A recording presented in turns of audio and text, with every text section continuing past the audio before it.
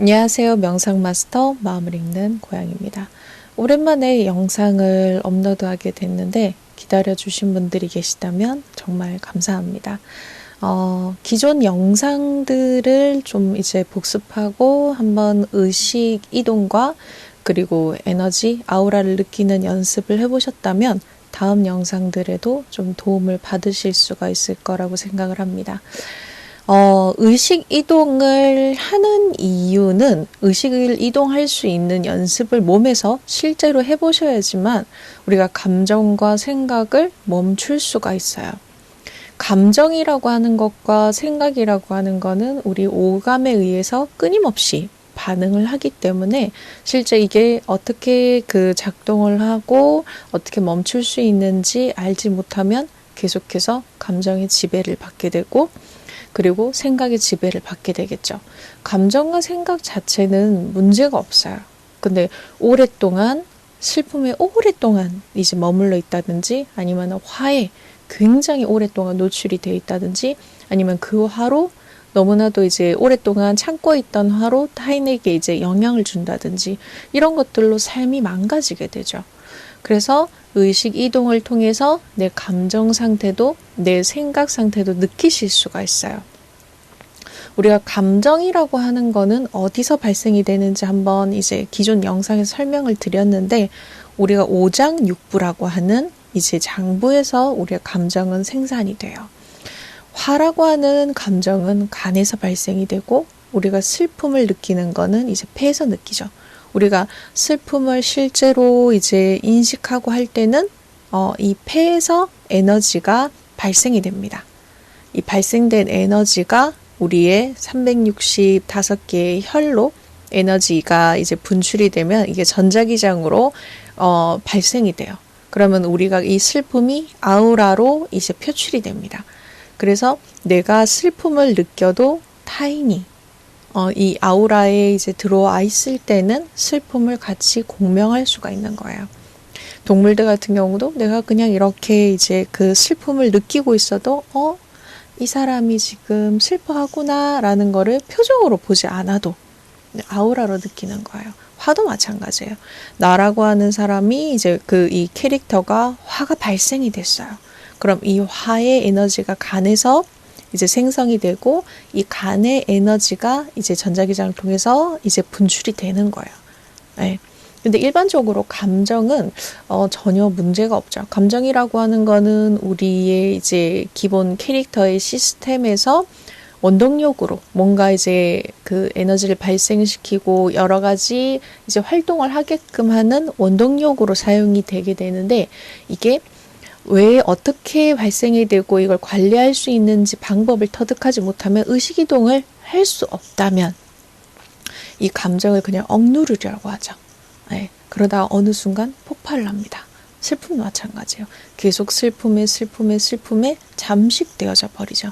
그런 것 때문에 감정을 느끼지 마라고 하는 게 아니라 감정을 잘 활용할 수 없는 상태가 됩니다. 생각도 마찬가지예요. 생각은 우리의 삶에서 굉장히 유용한 도구죠. 근데 한 가지의 생각이 계속 몰입되고 이제 잠식되어져 버리면 그 생각에서 빠져나올 수가 없는 거예요. 나는 연약한 사람이야? 난 어떤 사람이야? 자신의 캐릭터를 그냥 한정적으로 이제 그 텍스트로 갖춰버리는 거예요. 그러면 자신이 실제로 경험해야 되는 어떠한 삶들에서 이 텍스트에 갇혀서 절대로 벗어나지 못하는 상태가 됩니다. 의식이동을 자유롭게 계속해서 연습을 할 수 있게 되면은 나라고 하는 존재가 지금 슬픔을 느끼고 있구나. 지금 제가 그때도 이제 영상에서도 알려드렸듯이 슬픔을 느껴야 되는 상태가 맞다면 슬픔을 느끼는 게 맞아요. 만약에 가족이 돌아가시거나 정말 내가 이제 사랑했던 사람들하고 이별을 하게 됐을 때는 슬픔을 느끼는 게 너무 당연한 겁니다. 근데 그 슬픔은 이거는 느끼면 안 돼. 이게 아니에요. 이 슬픔에 느끼고 이 슬픔을 받아들이고 이제 감내하지만 너무 오랫동안 그 감정 상태에 빠져 있다 보면은 이게 몸에 영향을 줄 수 있기 때문에 그거를 바라볼 수 있어야 된다고 얘기를 하는 거예요. 예를 들어 한의원의 이제 팔체질이라고 하는 거에서도 장부의 이제 크기들을 좀 이제 나눠서 얘기를 하죠. 뭐 금음이나 무조건 당신이 금음이야, 금양이야, 뭐 목양이야, 목음 이렇게 이제 나눈다기보다도 비율적으로 조금씩, 이 사람이 이제 장부가 뭐 폐나 대장이 크고 간이 좀 작구나. 이런 것들은 사람마다 실제로 좀 차이가 납니다. 저 같은 경우에도 폐 대장은 실제 그냥 체형으로 봐도 폐는 굉장히 크고, 이제 허리도 길어요. 대장도 굉장히 길고. 그리고 간 같은 경우에는, 어린 시절부터 뭐 음식을, 단백질을 많이 먹거나 지방을 많이 먹으면 소화가 안 되는 거예요. 위장에서는 막 열심히 이제 먹고 나서 한 30분에서 1시간 뒤에 되면은 여기가 이제 부풀어 힘들어 하는 게 이제 느껴져요. 오른쪽이 이제 간이죠. 왼쪽이 이제 위장이고, 그러면 이제 간과 연결돼 있는 이제 그 쓸개, 실제 이제 쓸개즙 같은 경우도 분비가 잘 안 되기 때문에 이제 변비 같은 경우에도 굉장히 이제 대장의 열로 인해서 이제 대변에 이제 문제가 생긴다든지 그런 것들도 있었어요. 사람마다 이제 장부의 이제 크기가 차이가 나고, 그리고 감정 상태도 거기서 일어나기 때문에, 저는 실제, 정말 크게 화를 이제 내는 상태가 되면은 한 2, 3일 정도 알아누워요. 간의 크기가 작기 때문에 이게 화가 이제 분출이 되고, 저도 이제 막 억누른 상태에서 참다 못해서 화를 내잖아요. 그러면 그 화로 인해서 제가 그냥 이제 기절해 버리는 거예요. 근데 2, 3일 정도 그냥 거의 알아두습니다. 정말 이제 평생 태어나서 화를 내는 게 손에 꼽힐 정도로. 왜냐면 몸이 힘드니까. 그 간에 일어나는 화를 받아낼 수 있는 이제 에너지가 저한테는 없는 거예요. 근데 대신에 이제 폐나 이제 그 장부들이, 이 대장 같은 경우는 크기 때문에 거기서 일어나는 발생되는 감정들 같은 경우에는 굉장히 이제 원활하게 쓸 수가 있는 것들이 좀 크죠. 사람마다 이제 이런 장부의 상태에 따라서 감정을 표현하는 소통의 이제 창구들도 다릅니다. 그러면 저한테 이제 그 하나 질문 주신 분이 있으셨는데, 타인과 싸울 때 그러면, 이 캐릭터가 지금 화가 났구나 라고 해서 바라보면 되는 건가요? 1차적으로는 맞아요. 분리를 시켜줘야 되겠죠. 감정과 자신을 이제 분리를 시켜줘야 되는 거예요. 관찰자로서 이 캐릭터가 지금 화가 났구나. 근데 이제 2차적으로 이 왜 화가 났는지도 바라보실 수 있어야 되겠죠. 이 남자 때문에, 아니면 이 여자 때문에,